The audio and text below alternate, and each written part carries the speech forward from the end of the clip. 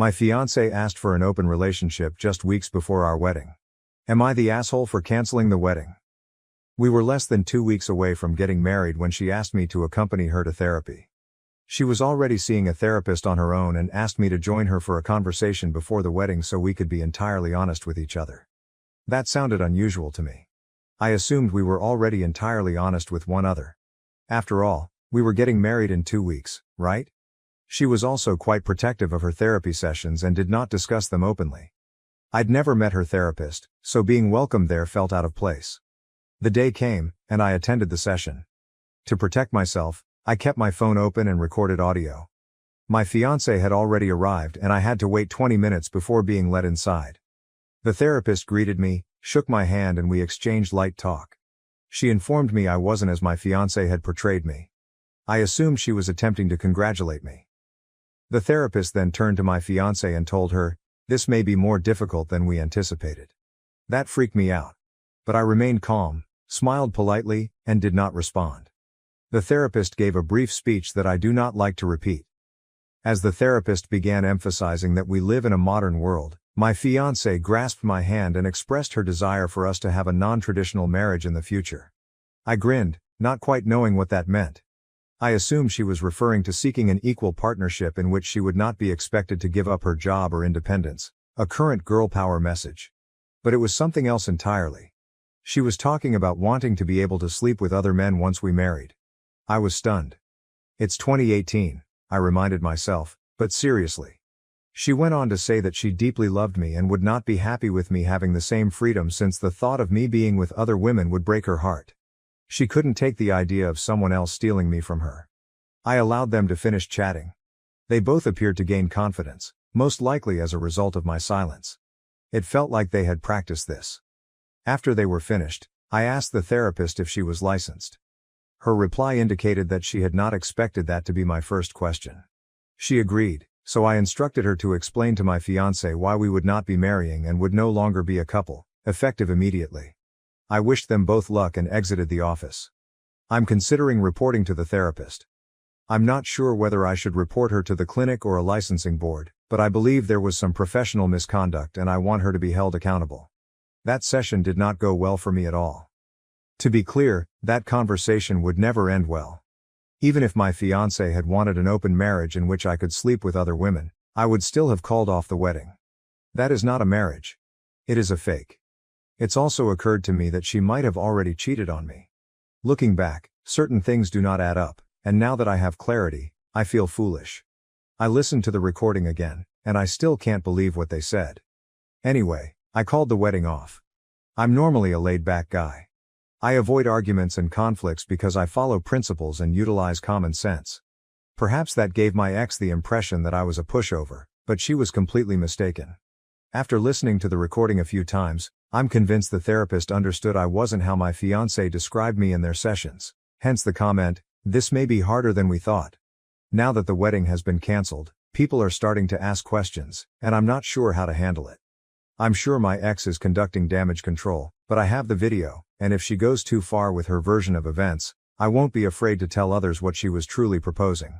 My parents and family also want answers, but I'm not sure what my ex has told them. I don't want them to think I was a fool for allowing things to progress to the point where she felt comfortable enough to tell me she wanted to sleep with other guys. She has also been blowing up my phone, my best friend's phone, and my brother's phone, saying, "We can work on this." She believes she did not understand what was stated during the therapy session and is willing to do whatever to make things right. This was the therapist's suggestion. She was opposed to it, etc. The final shriek of a dying siren. Her cries fell on deaf ears, and I owned those ears. We were also working on obtaining a loan to purchase a home, but I canceled everything. I effectively severed any ties we had, monetarily or otherwise. Her present appeal is that during treatment, she revealed her worries regarding our sexual history. I had much more partners than she did, and the therapist purportedly suggested that we level the field. Regardless of the truth, I'll report that therapist as soon as I figure out where and how. This post is largely a rant, but I'd like to know how you would handle questions from friends and family. My ex is definitely conducting her own damage control, and I don't want this to become a he said she said issue. I have the recording and was wondering if I should share it with the relevant parties. My ex does not know I have the recording. Small update. I'm at work and just received confirmation that the journal has been returned to my ex. I sent it early this morning via courier from our office, and she had to sign a confirmation that she received it. As several have suggested, I concluded that reading it would be ineffective because she never accepted responsibility for the incident. Update 1. Aside from the jokes, the 2 weeks after my initial post have been intriguing. Last Monday, I spoke with a lawyer at work about my problem with the therapist. At first, he assumed I was joking and inquired about the prank. I offered to play the recording for him and he accepted. The next day, we reviewed the recording together, and he pointed out stuff I hadn't observed. The therapist consistently used language such as "we think," "we want," and "we decided." She never once said, "Your ex asked me to talk with you," or "Your ex wants you to know." It was always either "we this" or "we that." The lawyer inquired as to my ultimate goal, whether I intended to file a lawsuit. I informed him I wasn't going to sue, but I wanted to report the therapist to the relevant authorities. We decided to write 2 letters, one to the clinic where the therapist works and another to the American Psychological Association, APA, which validated her accreditation. By Wednesday, a few more people at work had become aware of the problem, including one of the case researchers. She looked up information about the therapist, including internet ratings and contact information for 2 of her prior clients. The therapist did not have the best reviews. Several people were furious with her, and we were able to reach 2 of them via social media. When we described the scenario, they were eager to assist. Their stories were not any better than mine. The letters expanded in length as we included signed reports from the other 2 people, as well as my personal explanation of how my ex changed after starting therapy and a thorough account of my session with the doctor. Last Friday, I met with my ex's parents. They arrived at my parents' place and we had a conversation. My ex was also present and further material was revealed, which was then included in the report on the therapist. This week, reports were sent out and the clinic responded. They called our office Thursday morning, most likely to see if the allegation was legitimate. We spoke with one of their lawyers over the phone, and after we determined it was serious, someone on the other end was heard saying, "Well, crap." They stated that they were treating the situation extremely seriously. One of my coworkers noted that the clinic had received prior complaints, but never one this well documented, which could explain their prompt response. Their letter also stated that they were notifying the APA, which could have additional pressure. I'm not sure what will happen, but I consider my problem to be resolved. However, after speaking with the other 2 former patients, I strongly hope that the therapist will be probed. She sounds insane and certainly has a plan. She also wrecked their relationships, of whom one was a woman. Finally, my ex and her parents. My folks contacted last Friday and invited me to visit after work. When I arrived, I was surprised to see both my ex and her parents there. My initial thought was to go. This meeting was meant to be on my terms, but it appeared that she was attempting to control the situation. Let me tell you, it was not going to happen. My ex waited for me outside. She looked great. If there was ever a girl you wanted your parents to meet, she was it. She informed me that they were coming to speak with me and see if we could resolve this. They did not refer to her parents. Either she never informed them what happened, or she told them a version of the story that they did not believe. She had a journal with her and stated that she began writing in it before treatment and continued until Friday morning. She said I should read it since it will clear up all the uncertainty. I informed her it wasn't a book club. I wanted to go inside and start the chat, but she requested for 10 minutes to talk before meeting with her parents. She continued handing me her journal and began crying. Then my sister arrived, followed by my ex's sister. They had been there all along and came out to check on us. So I took the diary, walked inside, said hello to everyone and then left my ex in the back of the garden, in the most remote part of my parents' yard. They have a spacious garden with plenty of trees and benches. She left her job owing to the stress, which resulted in a breakdown that never improved. She was no longer visiting her therapist. Initially, she began treatment for work-related issues, but it gradually turned to focus on our relationship, which appeared to be the only thing the therapist was interested in. She never explained to her folks why she became my ex. Now she was seeing a different therapist. I just listened. She shifted the subject to us, informing me that I would be in charge. I'd handle the funds, have access to all of her devices, and be able to track her activities. Any property we owned would be in my name, and she would do everything I asked to win my trust. She basically reaffirmed what she had been expressing in her messages throughout the previous weeks. She listed far more items than I can recall. I'm not sure how she believed this was a healthy way for either of us to live. I asked if she had cheated. She told me that she had the opportunity to cheat but never did. I believed her, but it made me angry. What exactly did she mean by opportunity? If you are in a committed relationship, you do not place yourself in a position where infidelity is even a possibility. You do not want the opportunity. It's similar to stating, I had the opportunity to kill someone today. Why? What were you doing that resulted in such an opportunity? And why term it an opportunity, as if it were something good? That pretty much concluded our 10 minutes. I told her we should go talk to our parents, and we did. I requested our sisters to leave us alone since what we were about to discuss was not their concern. My sister huffed and puffed, but a stone home can withstand hurricanes, and she wasn't one. I detailed what happened. How the therapy session went and what I decided. I didn't say I had a recording since I didn't have to. My ex corroborated everything I had said, which astonished me. Her father had teary eyes, which shattered my heart.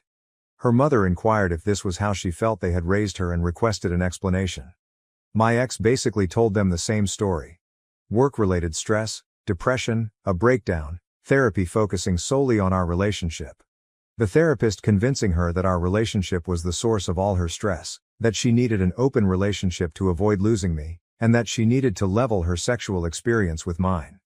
She said my reply jolted her out of her slump. She has quit her job and is seeking something less demanding. She'll do anything to get me back. My ex referenced the diary again, saying that if I read it, it would explain everything, and that while she disagreed with the therapist's opinions, she went along with them since the therapist was an authoritative figure with experience. Our parents glanced at me and I said, someone's private journal is not the type of literature I read, unless they're a dead poet. A big mistake. My purpose was to convey that private journals only become literature when written by a writer or a leader, and that they are typically published after the author's death. I was also hoping they'd get the message that I didn't want to read her notebook since it wouldn't change anything. What had been done was done. Everyone looked at me as if I had wished death on my ex. You could sense the animosity in the air, so I gave in and muttered, fine, promising to read the journal. You win some, you lose some, and then you use the incorrect words, resulting in even more losses. My ex is currently seeing a new therapist. She showed her parents the confirmation emails for her appointments. He's an older man with a white beard, much like Freud. I searched him up online. He is married, attends conferences and has written a couple books that are accessible on Amazon. Seems like a solid character. Then her parents said, can't you kids work this out? That was the second thing that made me angry that day. As if this were child's play, and we should just listen to the adults since we were too young to control our emotions or judge what constitutes an irreversible betrayal. We were just kids who needed to work things out. So I reclaimed some ground after my earlier remark about the Dead Poets Society, and that was how the day concluded. We've known each other for 9 years and been in a relationship for 5. Even if there are real causes for her behavior, how can you return to normalcy? This was not even a reset. My perspective on my ex has shifted dramatically. She has become a stranger to me. Yes, I still find her appealing. Very attractive. There's no disputing how great she looked last Friday. But it was also calculated, I won't lie. Her hair was styled the way I like it, and she wore a dress I got for her as well as the shoes I prefer the most. I could even detect a bit of the perfume I had given her. The journal is on my nightstand. I have not read it and I doubt I ever will. I looked through it to see if it was actually a year old, and it is. As you work your way through the entries, you can see how the pages are folded and how the ink has aged. The pen she used was attached to the journal. When I examined it, it matched the ink, and the ink level appeared to be consistent with a year of use. It's not a forgery. Everything about it is compatible with a year of wear and tear. I don't see how reading it would help. It feels like a tool for playing with my psyche. Not really. I don't think she started writing it a year ago with the intention of using it for manipulation. If what she told me is true, her new therapist advised she share the journal with me. When people ask why the wedding is off, I tell them, we had a huge difference of opinion that we couldn't resolve. More or less.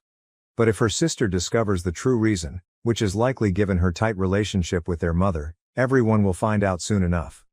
Our parents want us to meet again next week. They told me to read the journal, which might assist. Given our extensive history, perhaps we can work on it and start over. They believe she will receive therapy, recover, and remain the lady I fell in love with, just not right now. They can see I still adore her. Otherwise, I wouldn't be so theatrical. I don't think I'll meet them next Friday, but she did look stunning. I'd like to thank the community for their support and assistance. It's been enough to help me develop a strategy for dealing with the therapist. Thank you to everyone who shared resources and information about what to do next. What do I do with her journal? Return it, keep it, or read it 90 years from now? Update 2. The therapist no longer works at the facility. The clinic's lawsuit is most likely the primary motivator for this decision. Someone unrelated to my case has sued them. I don't have any other information. The therapist attempted to reach me but was unsuccessful. I believe she learned about my report on her and requested more information, but who knows? I didn't interact with her. She was blocked and her questions remained unanswered. A faint voice in the back of my head suggests that filing that report may not have been the best move. It could attract unwelcome attention, and the persons behind the lawsuit could approach me for assistance. Despite this, I can't keep a satisfied grin off my face, knowing that the therapist is in trouble. To those who have questioned whether I have emotions, if this isn't proof enough, I'm not sure what would. And I hope you understand sarcasm. Mela, on the other hand, complicates matters considerably. I added a brief update to my previous post concerning her journal. I decided to return it, and I was quite clinical in my approach. On Monday morning, the courier we use at work handed the journal to her. I attached a note explaining why I had not read it. Everything came down to her refusal to accept responsibility for the situation.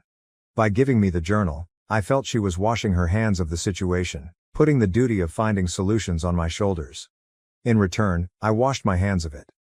To be honest, I felt a pang of sadness the moment they told me the journal had been returned. Perhaps I should have read it. Later that day, Mela arrived at my workplace. She didn't cause a scene, nothing like that. She waited patiently in the lobby. Her goal was to wait until I ended my workday and then talk to me. Naturally, I discovered she was present quite quickly. My options were to send her away or talk to her. So we talked. Several architects planned the end of our relationship. 1. Stress. This was something I was aware of, but I had never recognized how serious it was. In retrospect, when she began seeking for a therapist to help with work stress, I should have been more conscious of the issue. But she always said everything was all right, so why shouldn't I believe her? Whether she was seeing a therapist or not, she had a breakdown at work that she kept hidden from me and her family. 2. Miscarriage. I may have become a father. She miscarried. She told me she was a few weeks pregnant and wanted to make it special. However, a few days later, she began bleeding and that was it. She never told me about it because she was worried I would think she was unworthy. She knows how badly I want to be a father, and she assumed this would lead me to believe she couldn't bear children. This idea is completely ludicrous. 3. Friends. I made it clear in the comments that we had friends in open relationships. One such acquaintance phoned Mela over a year ago and invited her to lunch. She quickly began venting her feelings over her broken marriage onto Mela. Her husband, like me, had far more lovers than she did. In my situation, there were 26 previous partners, her husband had 70. He demanded an open relationship from the day they married, and she has been miserable ever since. Apparently, Mela would face the same fate if she did not take care of me. This friend informed Mela that I exhibited the same symptoms as her husband before they married. 4. Family secrets. Those we love are not always who we believe they are. Our fathers work in academia and have known each other for 30 to 35 years. They routinely go to work-related gatherings and parties, usually with their wives. I met Mela at one such occasion. I went with my father to meet a professor who could aid me with my career. Mela was there instead of her mother, who had a scheduling conflict, or so she was told. Her parents were having a difficult time as a result of her father's infidelity. Mela just learned about this recently, when she discussed the concerns raised by the previously mentioned friend with her mother. This was a great shock for her. Her parents always appeared to be the ideal couple, a role model. They certainly patched things up and maintained the appearance of a wonderful marriage throughout. The 4 horsemen of the apocalypse combined with a therapist with questionable objectives, and that's how you end a relationship. The therapist was excited to plan my open relationship and validated what my friend had said. Men like me would never be pleased with only one woman. I would eventually seek more, and the only way to cure my cheating impulses was for Mela to sleep with other men until we evened out the numbers. Of course, I would be opposed to it, but that was okay. If I loved Mela, I could understand. This was a multi-layered concept. It would not only cure my alleged cheating conduct, but it would also affirm my love for her and enhance our bond. Naturally, this approach would have failed, and I believe that is precisely what the therapist was going for. Our relationship would not have survived. What the therapist did not foresee was how quickly I would react, or so I believe now. Mela and I met every day for the rest of the week, and she answered every question I asked her. One thing was clear, she was willing to fight for our relationship, whereas I was ready to leave things. At the end of the week, I had to depart for another city for work. The trip was intended to be 2 weeks, but it was extended to 4 weeks, more billable hours, heh. Before leaving, I gave Mela a copy of the therapy session tape. She knew I had it. It was one of the first things I discussed with her when she arrived at my employment on Monday. Listening to the recording rattled her to her core. What she remembered about the treatment session differed significantly from what was on the recording. I believe she finally understood where all of my acts and conduct towards her originated from. During those 3 weeks, I had little interference from anyone and was left to my own devices. It was wonderful. Several individuals in the comments offered me a beer if I ever visited their city, and I accepted. It was my first time meeting another Redditor, and surprise, he was not a weirdo. He and his wife were excellent individuals. Mela paid a visit in the 4th week. We had been in communication for the preceding 3 weeks, discussing a variety of things, most of which were about us. One important concern was finalizing our honeymoon plans. We were meant to go to France for 2 weeks following the wedding, but neither of us could go right away, so it was scheduled for 3 months later, and it was quickly approaching. We already had non-refundable travel tickets and hotel reservations, but we no longer had us. That 4th week, we chatted more and decided to go to France as friends. I can already imagine eyes rolling. But France was incredible. Visiting a place like that reminds you that the United States is medieval in comparison. Americans are easily identifiable in museums. To be honest, learning how to act in foreign nations should be required in our schools. We returned from France as a couple again. It wasn't due to the magic of Paris though. We're not back to our previous selves yet and there's more work to be done. Several points we agreed on, in no particular order. 1. Mela is seeking for a new work that is less stressful. 2. Our friends in open marriages have been branded a toxic influence, and we will no longer socialize with them. 3. We both like the name Mela, and it will be used for our first daughter, thank you France. 4. Never hide anything from your partner, such as a miscarriage. I'm quite upset about this one. 5. We'll acquire a dog and a cat. 6. Mela will keep seeing her current therapist for a time. 7. When we do marry, it will be a simple wedding with only our immediate family. 8. We'll probably visit Italy next. I suppose this is not the thrilling update everyone was hoping for.